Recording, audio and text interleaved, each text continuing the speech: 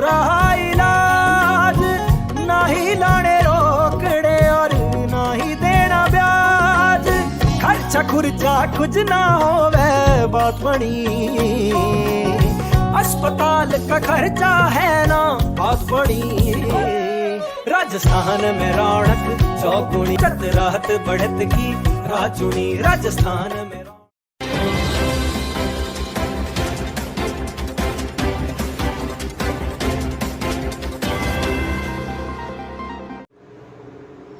सचिन पायलट जी का 2 दिवसीय टोंक दौरे का दूसरा दिन सचिन पायलट जी ने ग्राम सेतीवास ग्राम पंचायत गड़ेटी में आयोजित स्थानीय कार्यक्रमों में शिरकत कर ग्रामीण एवं आमजन से संवाद किया तथा विभिन्न विकास कार्यों का लोकार्पण एवं शिलान्यास किया। इस दौरान टोंक कांग्रेस जिला अध्यक्ष श्री हरिप्रसाद बैरवा जी, कांग्रेस नेता सऊद सईद जी, प्रधान प्रतिनिधि श्री हंसराज भागना जी, ग्राम पंचायत सरपंच एवं ग्रामीण मौजूद रहे। सबसे पहले मैं गणेटी के सभी पंचायत और गांव के आसपास के सभी लोगों का धन्यवाद करना चाहता हूं। आपने बहुत उत्साह से, गर्मजोशी से मेरा हम सब साथियों का स्वागत किया, उसके लिए आपका बहुत बहुत धन्यवाद, बहुत बहुत शुक्रिया। और आप लोगों को मैं बताना चाहता हूं कि सबसे पहले तो बताता हूं कि आज 5 तारीख है और यहाँ पर इलाके की पुरानी मांग थी आपकी, गणेटा सागर की बांध और नहर में जो मरम्मत और शुद्धिकरण के लिए पैसा मांग रहे थे, वो आज 5 अक्टूबर को 2 करोड़ 70 लाख रुपए सैंक्शन हो गए हैं आपके बांध के निर्माण के लिए, शुद्धिकरण के लिए, मरम्मत के लिए। उससे बहुत लाभ यहाँ के किसानों को मिलेगा, न सिर्फ इस पंचायत में लेकिन आसपास के इलाके। और ये 11 पंचायत आप सभी जानते हो कि एक समय ऐसा आया था, हमें लगा कि ये पंचायत हमारे टोंक जिले से बाहर जा सकती है। मालूम है आपको? नहीं मालूम? सब 11 पंचायतों का अखबार में छप गया था एक बार कि जिले के बाहर जाने वाले हैं। लेकिन मुझे खुशी है कि हमारा जिला, हमारी जो 11 पंचायत थी, इनको वापस हमारे टोंक जिले में हम लोग लाने में कामयाब रहे। इसके लिए मैं आप सब लोगों को बधाई देना चाहता हूँ और आपको आश्वस्त करना चाहता हूँ कि आपके गाँव का, इन पंचायतों का सिंचाई की समस्या हो, प्रशासनिक दिक्कत हो, इन गांव पंचायतों की जिम्मेदारी मेरी है। और आप सबका जो सहयोग मुझे मिला है पिछले 5 सालों से, उसी के कारण यहाँ पर जो विकास के काम है, अब ये जो विकास का काम था कई महीनों से, बल्कि कई सालों से इस बांध और निर्माण काम के लिए पैसा सैंक्शन नहीं हो पाया था, क्योंकि चुनाव बहुत जल्द आने वाले हैं। इसलिए आज ये चिट्ठी मेरे पास है। 5 अक्टूबर को आज के दिन 2 करोड़ 71 लाख रुपए इसमें सैंक्शन हुआ है। बहुत जल्दी काम आपका चालू हो जाएगा। मुझे बताया कि हमारे जो 6-7 गांव इस पंचायत के हैं, जो गांव इस पंचायत के हैं, वहाँ सब में हमने कहीं न कहीं कुछ धनराशि दी है, पैसा दिया है। अभी एक स्वास्थ्य केंद्र में एक मशीन, गणित में CBC की मशीन की मांग मेरे पास आई थी। 7 लाख रुपए की वो मशीन है जो मैंने अपने विधायक को से खरीद के यहाँ पर स्वास्थ्य केंद्र में लगवा दी है। उसका आज यहाँ पर हम लोग उद्घाटन करेंगे। आपके बोलाव गांव में 2 स्कूल के कक्षा का निर्माण का पैसा आज हम लोग दे रहे हैं, उसका यहाँ पर काम होगा। बच्चों की पढ़ाई के लिए, कक्षाओं के लिए, स्कूल मैदान के लिए, डंडे के लिए, टीचरों के लिए, विषय के लिए, मास्टरों के लिए, जो कुछ संभव होगा, क्योंकि हमारे किसानों के बच्चे अगर पढ़ेंगे लिखेंगे बच्चियाँ, तभी हम लोग विकास कर पाएंगे।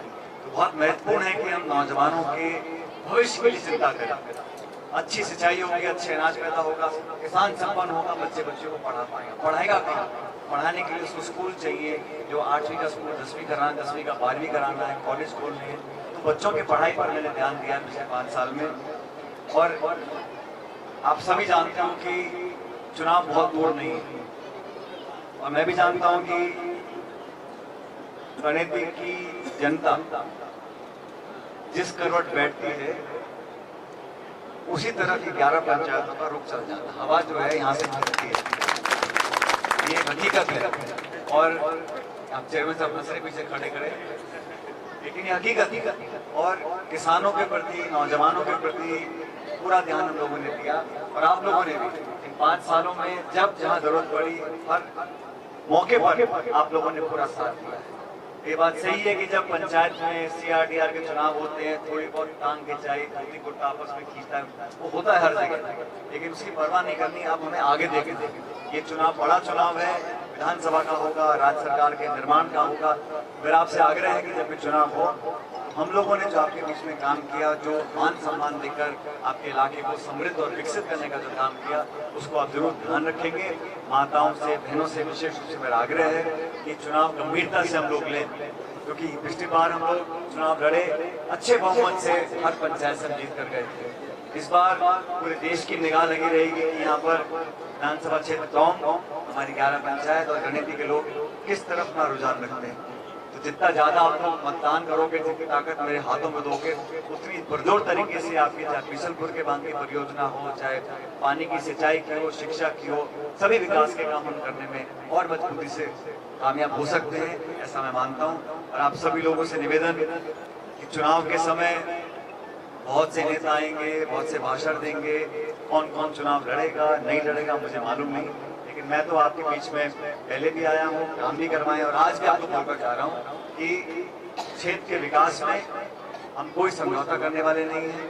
आप लोगों को मान सम्मान, और मैंने एक राजनीति का पाठ पढ़ा है बचपन से कि जीवन में, राजनीति में कभी भी पक्षपात नहीं करना है। ये दुर्भावना से, लोगों से बदले की भावना से काम करना, दुश्मनी निकालना, हिसाब बराबर करना, रड़क निकालने का जो काम करते हैं, वो काम हम लोगों ने कभी किया नहीं है।